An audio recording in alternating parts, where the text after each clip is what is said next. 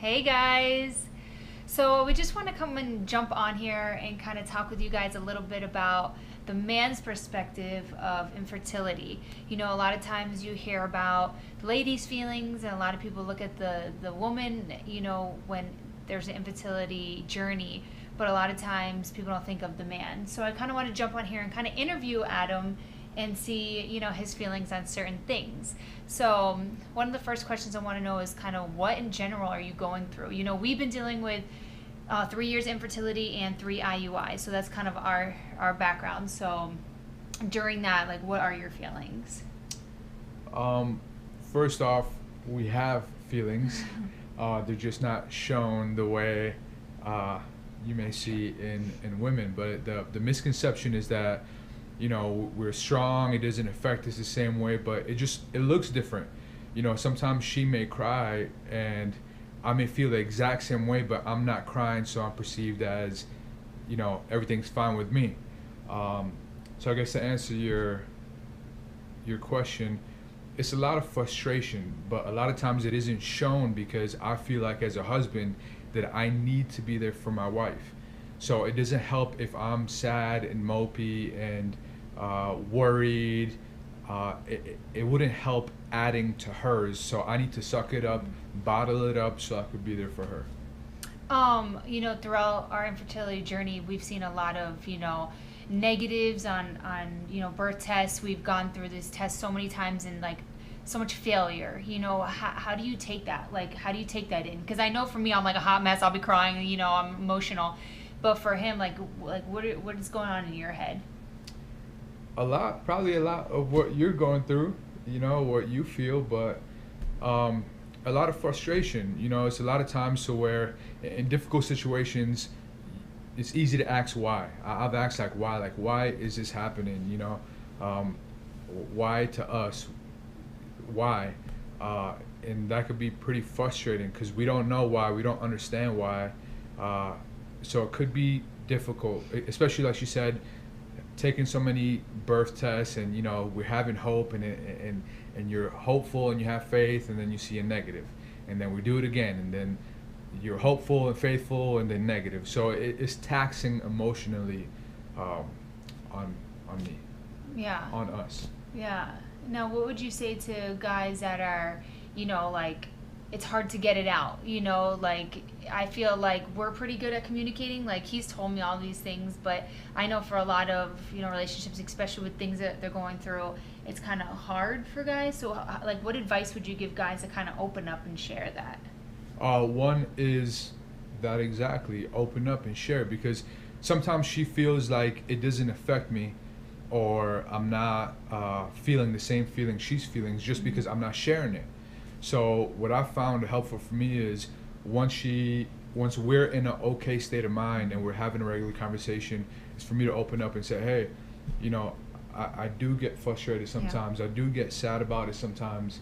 It bothers me sometimes. In that way, she knows that I'm not made out of steel and I have the same feelings. I just may not show it. Because again, bringing it back to the man thing, I feel it's my responsibility to be there for her and I shouldn't be showing all those emotions when she needs me to be strong. What has been the hardest thing in general? Like, not in general, actually. Like, what has been the hardest thing, like, going through infertility? The hardest thing? Yeah. Not having a kid. Not having a child? Yeah. But, like, through the journey, like, that's our end result. Like, through the journey, has anything, like, really hit you, like, seeing that negative test or going to, take all these, going to all these appointments or, I would say, for me personally, is our faith factor. Because once you see so many negatives, it's automatic that you want to protect yourself. It's automatic that you don't want to be hopeful for the next one. I want to be reserved just in case we get the negative. I could be not as hurt. So that's been kind of hard is having strength every time and believing every time. Like putting up a wall so you don't get hurt kind of thing? Yeah, the hard thing is not putting up that wall. Yeah.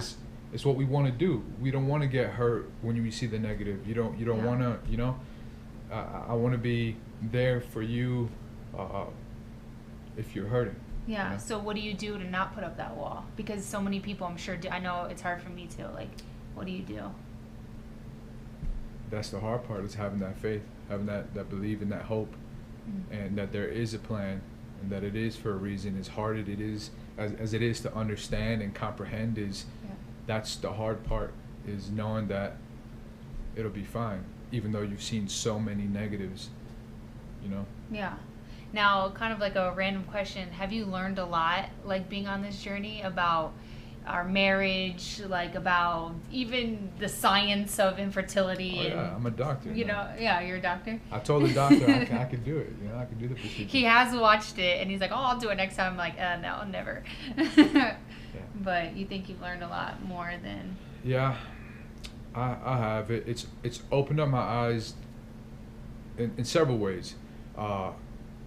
First off, to the realm of infertility, to the realm of meeting couples who maybe they're in their 30s or have been married for years, and seeing that they don't have children. Sometimes it's not because of their choice. Sometimes they're going through this, and I was unaware of it before this, you know, of this whole infertility thing and how common it is, really. So that's that. And for us, it's definitely opened up communication and sharing feelings. I know for me as a man, I was horrible with sharing feelings and talking about my emotions. I felt that was a feminine thing, but especially throughout this process, communication is key. Yeah. I have to share with her, and she has to share with me, and we have to be on the same page. Yeah, I think that's really, really important. And just to kind of give him a shout out, like, he is so good at communicating, especially from the beginning of our marriage, you know, until now. Like, he's grown a lot, and that, I think that's something that definitely has helped us and me in this journey, is you being so open and me being able to ask him those questions and him responding back in, you know, being very open about that. So that is key, and I like that you said that. You know, thank you. Is there anything else that you want to kind of share about your feelings before we wrap up? I think I pretty much covered it all, in a sense of it's important to share, and it's okay to feel those feelings, and it's okay to tap into the feelings. It doesn't make you less of a man, you know. We have feelings, we just choose not to tap into them and talk about it. Yeah. But I do have a question for you. Oh, you do? Yeah. It's about me now? Yeah, it is. So, how would it look like for the perfect husband in this situation? What does that look like for, like, you know, the textbook best husband in a infertility situation, or IUI situation? You. Just look in a mirror. Stop and it. that's you? Stop. I would say definitely a communication. Feel like admitting your feelings, sharing your feelings, even though for a guy it could be way harder than a girl. But if you're a guy watching this and dealing with this, like, us as girls, we need to hear that, because sometimes I have felt alone in this, and I've communicated that with Adam, like, hey, I'm feeling alone today, like, I'm sad today, and I feel like you're not feeling those feelings. And then he opens up and actually shares that he is, and I don't feel so alone. So definitely letting your wife, or, you know, like, how you're feeling during those moments. So that would definitely be, you know, the ideal is communication.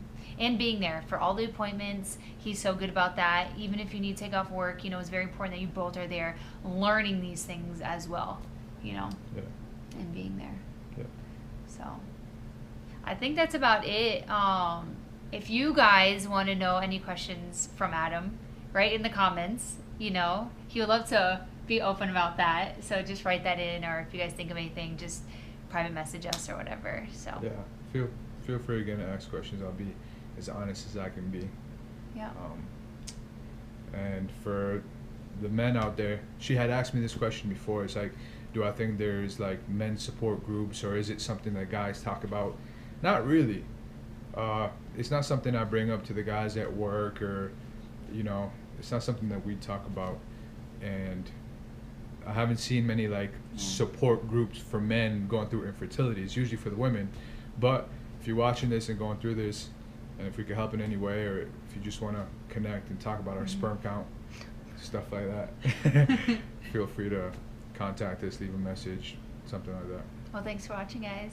Yep. And thanks for being so open. Yeah, You're the openness best. is the key. Yeah. Okay. Bye, guys. Peace out.